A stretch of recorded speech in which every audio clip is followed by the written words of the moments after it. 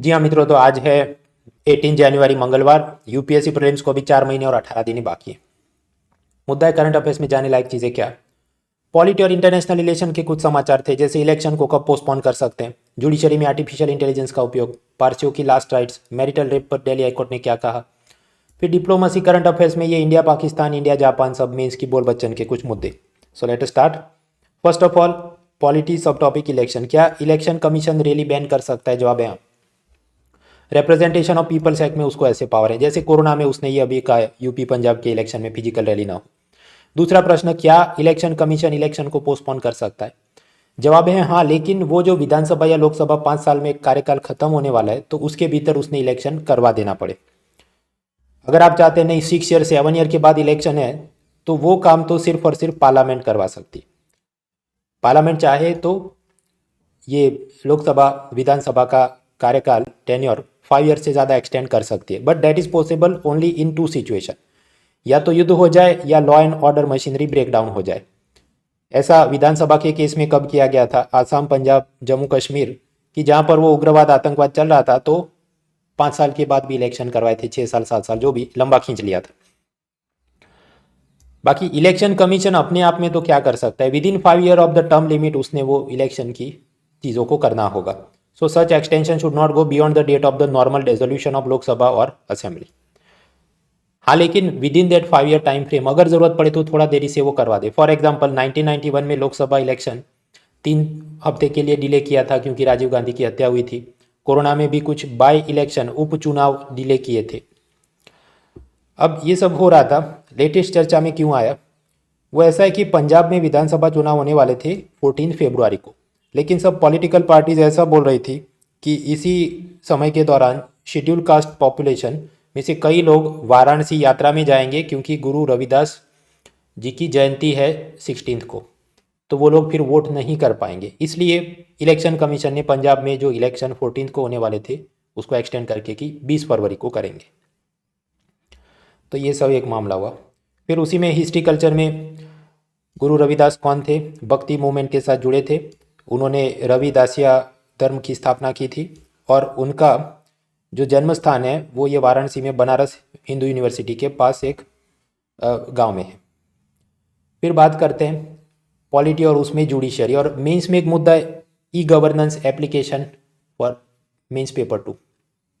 इसमें supreme court के justice Chandrachud ने यह कहा है कि आर्टिफिशियल इंटेलिजेंस का उपयोग किया जाए, खासकर लैंड एक्विजिशन का केस हो, जमीन संपादन, मतलब सपोज कि केंद्र सरकार को ये कुछ हाईवे बनाना है या कुछ डैम बनाना है, नया डिफेंस की फैक्ट्री खोलनी है, और उसके लिए ये किसानों से, गांव वालों से जो जमीन लेनी पड़े, तो ऐसे केस में सब आर्टिफिशियल इंटेलिजेंस से जीपीएस कोऑर्डिनेट के हिसाब से, अच्छा इसकी इतनी ज़मीन लेनी है, उस पर मार्केट रेट के हिसाब से इतना इतना कंपेंसेशन हो, सामने वाली पार्टी काउंटर आर्ग्यूमेंट्स फाइल करे, तो पुराने सब केस हैं उसका सर्च इंजन में वो सब डेटा निकाल के प्रीवियस जजमेंट में क्या क्या कहा गया था उस हिसाब से कौन से मुद्दे फेवर या अगेंस्ट में बनते हैं। So it can help the जज टू टेक क्विक डिसीजन। उसी तरह मोटर एक्सीडेंट क्लेम में भी वो ऐसा सब करे कि ये मामला सीसीटीवी फुटेज क्या दिखाता है, हेलमेट पहना था कि नहीं, सीट बेल्ट लगाया था कि नहीं, उसका क्या रजिस्ट्रेशन नंबर था। So it can help. फिर उसी तरह वो जज को ड्राफ्टिंग और टाइपिंग में भी मदद कर सकता है, जैसे वो प्रिडिक्टिव टाइपिंग होता है, मोबाइल में कुछ लिखे थोड़ा और वो बाकी का सेंटेंस कंप्लीट करने के लिए वर्ड सजेस्ट करते रहे, ऐसा वो कर सकता है। उसी तरह ये कमर्शियल डिस्प्यूट में दोनों पार्टी ने अपने अपने कॉन्टैक्ट रखे हो जज के सामने, तो उसमें कौन से क्लॉज इनकॉम्पेटिबल है या क्या प्रीवियस जजमेंट में बोला गया था बाकी जजों के द्वारा, वो सब में मदद मिले। उसी तरह जो लिटिगेंट है उसको चैट बॉट सब इन्फॉर्म कर दे आपकी ये तारीख है वगैरह। और अलग अलग 12 राज्यों में ट्रैफिक चालान के मामलों में आर्टिफिशियल इंटेलिजेंस टेक्नोलॉजी का कुछ कुछ उपयोग तो शुरू हो गया है, तो we need to explore it further, ऐसा बोला जा रहा है। इसमें चैलेंजेस क्या हो सकती है? मित्रों, ये जो आर्टिफिशियल इंटेलिजेंस है उसकी अपनी बुद्धि नहीं होती है, वो तो सब बिग डेटा एनालिटिक्स करके अपनी बुद्धि को तैयार करता है। तो अब ऐसा हो कि बहुत सारे डेटा सेट में प्रीवियस केस में जज ने कोई एक टाइप का जजमेंट दिया हो, तो फिर नेक्स्ट जो केस आए उसमें भी वो तो जज को यही बोलेगा कि भारत देश के सभी हाईकोर्ट के इतने जजों ने ये वाले मामले में ऐसा बोला था, तो आप भी अब ऐसा ही जजमेंट दे दो। So it could favour a particular outcome depending on the statistical analysis of the previous cases, लेकिन ज़रूरी नहीं कि वो हमेशा सही हो। इसलिए हमने क्या करना है, टेक्नोलॉजी भी उपयोग करनी है और जज ने अपना भी दिमाग लगाना है। So both is required. फिर ई गवर्नेंस मॉडल एप्लीकेशन, ऐसा मेंस पेपर 2 में मुद्दा, तो हमें कुछ मुद्दे मिल जाते हैं। गुजरात हाई कोर्ट ने जस्टिस क्लॉक बनाया है। ये ऐसा है कि एक दीवार पर बड़ी सी एलईडी क्लॉक होगी, उसमें वो केस पेंडेंसी दिखाएगा और ऑनलाइन डैशबोर्ड में भी दिखाएंगे। फिर उन्होंने शुरू किया electronic payment of court fees, मतलब ये कोर्ट में आप केस दायर करें, उसमें वो जो जुडिशियल स्टैम्प पेपर का सब फीस पे करनी होती है, वो फिजिकली खरीदने की जरूरत नहीं, ऑनलाइन आप कर सकें। तो application of e governance in judiciary. Rights issue हमने पहले भी देखा था। पारसी समुदाय के लोग अपने जो मृत शरीर हैं उसको दोखमा या दखमा नाम के टावर में रखते हैं ताकि वहाँ पर गिद्ध पक्षी उसको खा जाएं। इस पूरी प्रोसेस और ये जो विधि होती है उसे क्या कहते हैं, दोखमेनाशिनी। अब उसमें मामला ये हुआ कि वर्ल्ड हेल्थ ऑर्गेनाइजेशन ऐसा बोलता है कि कोई व्यक्ति मर जाए तो उसकी डेड बॉडी में भी वायरस 9 दिनों तक जीवित रहता है। और ऐसा इंटरनेशनल एनिमल हेल्थ ऑर्गेनाइजेशन ने बोला है कि जो कोरोना वाली लाश है उसके आसपास ये जानवरों को न आने दिया जाए, क्योंकि वहाँ से भी कोरोना फैल सकता है। इसलिए गुजरात हाई कोर्ट ने बोला था कि ये सब पारसी समुदाय अपनी ये विधि नहीं कर सकता, या तो वो अपने मृत शरीरों को जला दे या दफना दे। अब हाईकोर्ट में ये मामला गया था तो गुजरात सरकार जीती थी। फिर पारसी समुदाय सुप्रीम कोर्ट में गया तो सरकार वापस अपनी पुरानी दलीलों को दोहरा रही है, तो वो वापस चर्चा में। ऐसा ही एक और मुद्दा आया, मैरिटल रेप,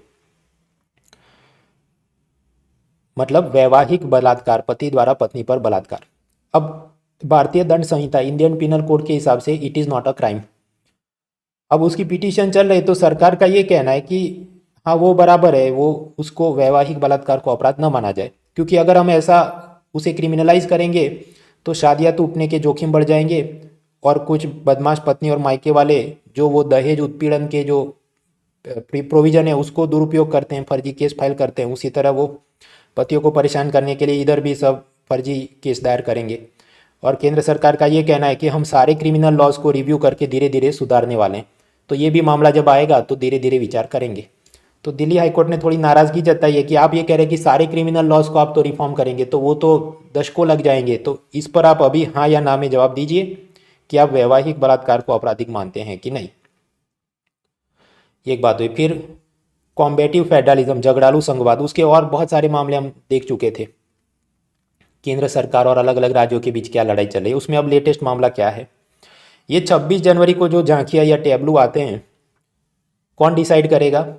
अलग अलग state government, union territory, union ministry, departments, government company, वो सब लोग अप्लाई करते हैं। फाइनल लिस्ट में वही पार्टिसिपेंट आएंगे जो डिफेंस मिनिस्ट्री फाइनलाइज करेगा। तो इसमें केरला को रिजेक्ट कर दिया और वेस्ट बंगाल को रिजेक्ट कर दिया, तो वो बोल रहे हैं कि हमारे साथ भेदभाव हो रहा है। फिर polity, freedom of press, comparing constitution. अब कुल मिलाकर बात ऐसी है कि British government BBC news organisation को हर साल पैसा देती है, लेकिन अब उन्होंने बोला नहीं तुमको ज़्यादा पैसा नहीं देंगे, या जो पैसा दे रहे हैं उसको काट देंगे।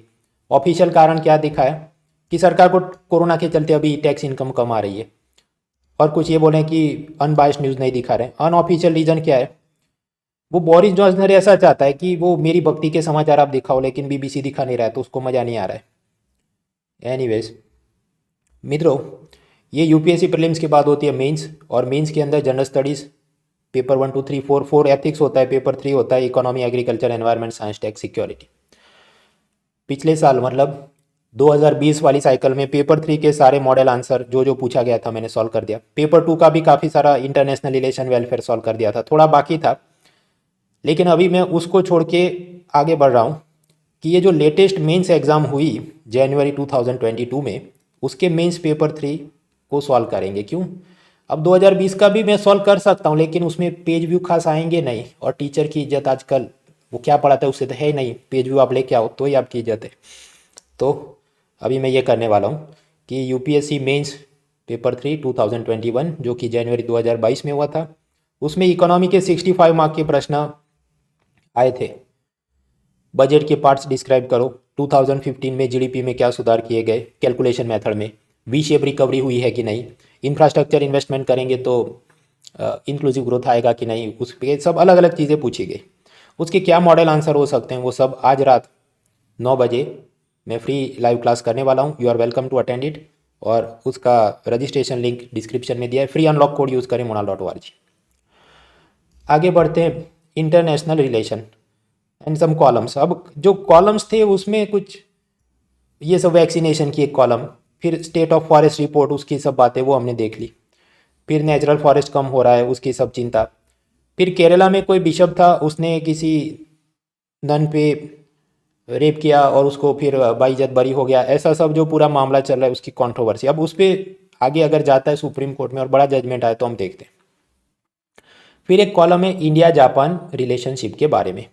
तो अपनी उनके साथ संबंध प्राचीन काल से, 6ठी सदी में जापान में बुद्ध धर्म भारत से पहुंचता है।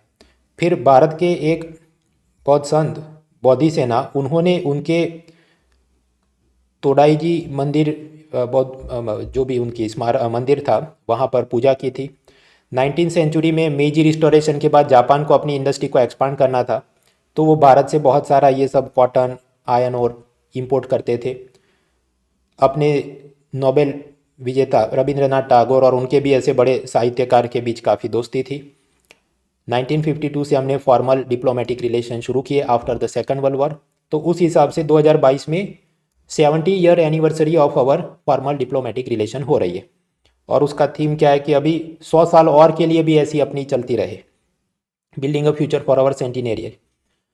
अभी एरिया ऑफ कोऑपरेशन, इसमें ऐसा कुछ भी नहीं जो आप नहीं जानते हैं। इंडो पैसिफिक में सुरक्षा और खुशहाली बने, पॉलिटिकल इकोनॉमिक स्ट्रेटेजिक इंटरेस्ट को देखा जाए, cyber security, outer space security, economic security हो, जापान भारत को ऑफिशियल डेवलपमेंट असिस्टेंस के नाम पे ये बुलेट ट्रेन का पैसा दे रहा है, कल्चरल एक्सचेंज के नाम पे लिटरेचर, मूवी, स्पोर्ट्स, एकेडमिक्स का सब एक्सचेंज हो, ताकि अपना यूथ एक दूसरे को और समझे और अपनी और दोस्ती बनी रहे। तो अभी 70 ईयर्स है ऐसे, और 30 ईयर्स, 100 साल तक अपनी दोस्ती चलती रहे। तो ऐसे में ऐसा कुछ भी नहीं जो आप नहीं जानते, तो फिर क्यों पढ़ना है? वो इसलिए पढ़ना है कि आपके पास इतनी वोकेबुलरी है कि ये जो मैंने बना दिया, इतना कुल मिलाकर कितने वर्ड्स हुए ये, 199, ऑलमोस्ट 200 वर्ड्स जितना ये माल हो गया। थोड़ा और आगे पीछे लिखो तो 250 वर्ड्स आराम से हो जाए। So you need to cultivate the vocabulary for answer writing. तो ये मुद्दा हुआ इंडिया जापान। अब उसी तरह इंडिया पाकिस्तान। तो पाकिस्तान हमने कुछ दिन से हम देख रहे थे कि उसने अपनी नई नेशनल सिक्योरिटी पॉलिसी बना रहा है, इकोनॉमिक डेवलपमेंट पे फोकस करेगा और पड़ोसियों के साथ रिश्ते बेहतर करेगा। अब कुछ लोग भारत में ये मानते हैं कि ऐसा कभी हो ही नहीं सकता, वो पाकिस्तान कभी सुधर ही नहीं सकता। तो आज सी राजा मोहन ने उस पर सब कॉलम लिखी है कि ऐसा तो एक ज़माने में भारत के बारे में भी सोचा जाता था। ये 1980s और 90s के ज़माने में कि भारत को बैलेंस ऑफ पेमेंट क्राइसिस थी, लाइसेंस कोटा इंस्पेक्टर राज था, यूएसएसआर का पतन हो गया, फिर हमें पता चला अच्छा अब तो अमेरिका और यूरोप का पावर बढ़ने वाला है, लेकिन उनके साथ तो अपने अच्छे रिलेशन रहे नहीं क्योंकि हम तो रशिया के साथ ज़्यादा दोस्ती रखते थे। उस ज़माने में ये सब मेल जोल गठबंधन वाली कोलिशन गवर्नमेंट रहती थी। 2 साल 5 साल प्राइम मिनिस्टर कितने दिन रहेगा किसी को पता नहीं, पॉलिटिकल स्टेबिलिटी नहीं थी। फिर ये मंडल कमंडल मतलब कास्ट रिलीजन की पॉलिटिक्स होती थी, दंगे होते रहते थे। फिर कश्मीर में आतंकवाद, तमिलनाडु में वो एलटीटी उग्रवाद, राजीव गांधी की हत्या हो गई, पंजाब में और नॉर्थ ईस्ट में भी उग्रवाद चला था, खालिस्तान वगैरह। तो उस ज़माने में कुछ लोग ये कहते थे कि भारत का भी कुछ कल्याण हो नहीं सकता, ये सब ऐसा ही खराब ही रहेगा यहाँ तो। But over the period of time हम देखते हैं कि अपना इकोनॉमिक पॉलिटिकल स्ट्रेटेजिक पावर बढ़ा है।